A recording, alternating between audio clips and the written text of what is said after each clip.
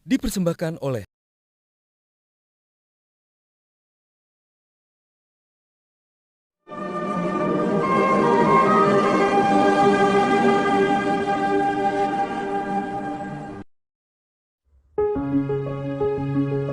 Kerajaan Demak mulanya merupakan sebuah kadipaten yang berada di bawah kekuasaan dari Kerajaan Majapahit. Menurut sumber sejarah lokal di Jawa, keruntuhan Majapahit terjadi sekitar tahun 1478 Masehi. Hal ini ditandai dengan Candra Sengkala, sirna hilang kertaning bumi yang berarti memiliki angka tahun 1400 Saka. Ketika Majapahit runtuh, Demak mulai memisahkan diri dari ibu kota di Bintaro. Letak geografis berada di pesisir utara Pulau Jawa dengan lingkungan alamnya yang subur bermula dari sebuah kampung yang dalam babat lokal disebut Gelagah Wangi. Tempat ini konon dijadikan permukiman muslim di bawah pimpinan Raden Patah yang kehadirannya tersebut atas petunjuk seorang wali bernama Sunan Ampel. Raja pertama kerajaan Demak adalah Raden Fatah yang bergelar Sultan Alam Akbar Al-Fatah.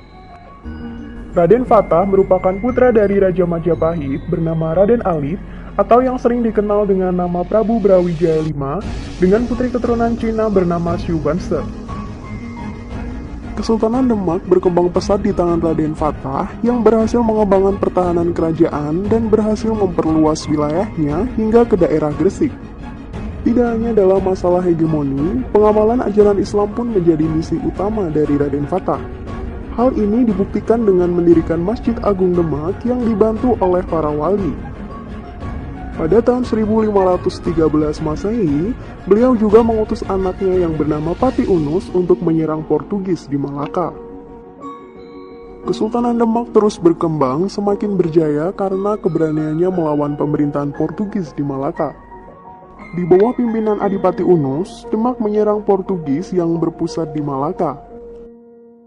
Hal ini dikarenakan Portugis telah memonopoli perdagangan di Nusantara. Pati Unus merupakan anak dari Raden Fatah yang sekaligus menggantikannya ketika Raden Fatah mangkat.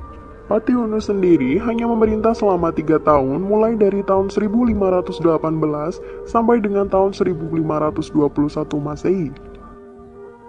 Beliau meninggal dalam pertempuran di Malaka pada tahun 1521 di usia 41 tahun. Kemudian, Pati Unus mendapat julukan Pangeran Sabranglor karena keberaniannya menyerang Portugis di Malaka. Wafatnya Pati Unus kemudian digantikan oleh Sultan Trenggana.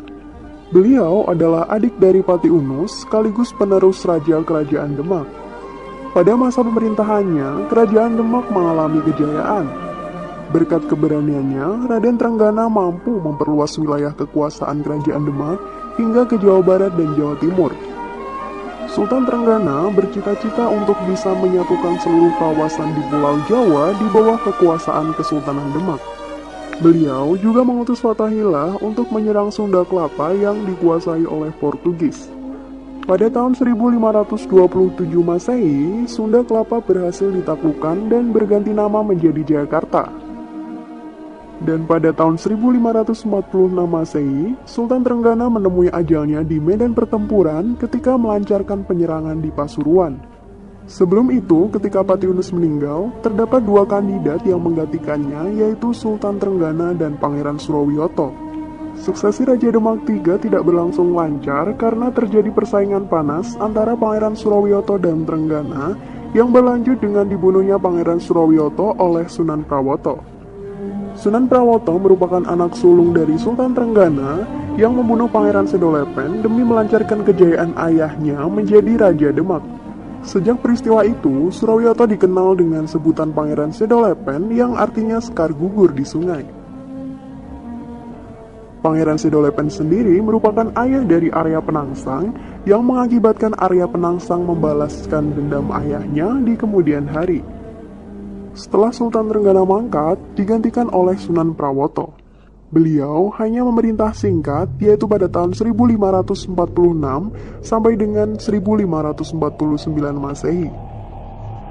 Hal ini dikarenakan adanya pemberontakan dari Arya Penangsang yang kemudian membuat terbunuhnya Sunan Prawoto. Arya Penangsang kemudian menjadi penguasa tahta Demak sebagai Raja Demak kelima. Pada tahun 1549, Hadiri Adipati Jepara dan Ratu Kalinyamat berangkat ke Kudus untuk meminta penjelasan atas terbunuhnya Sunan Prawoto.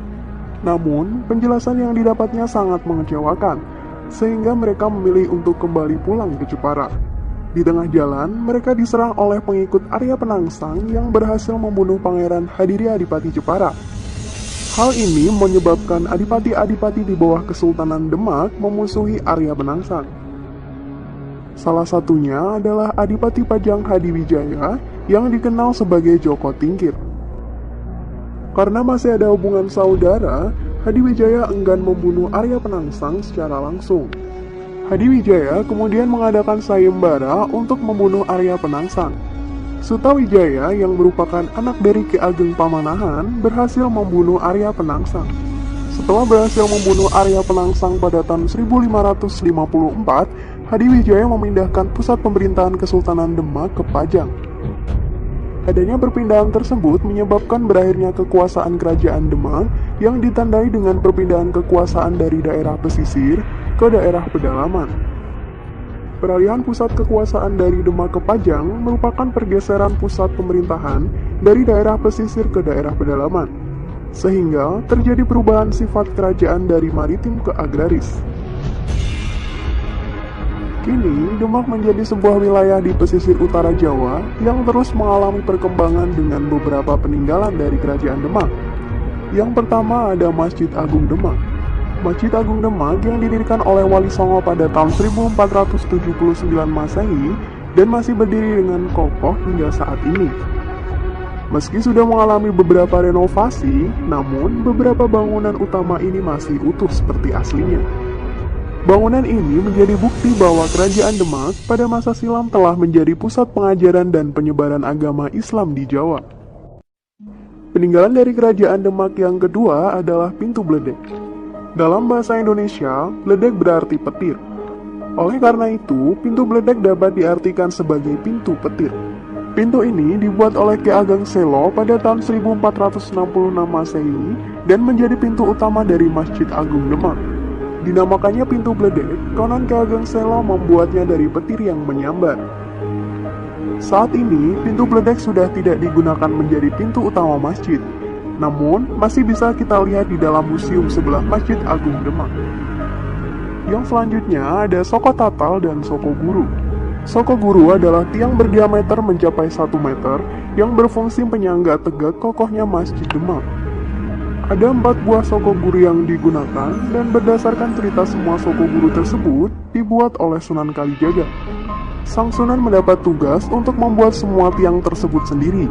Hanya saja, saat itu ia baru membuat 3 buah tiang setelah masjid siap berdiri.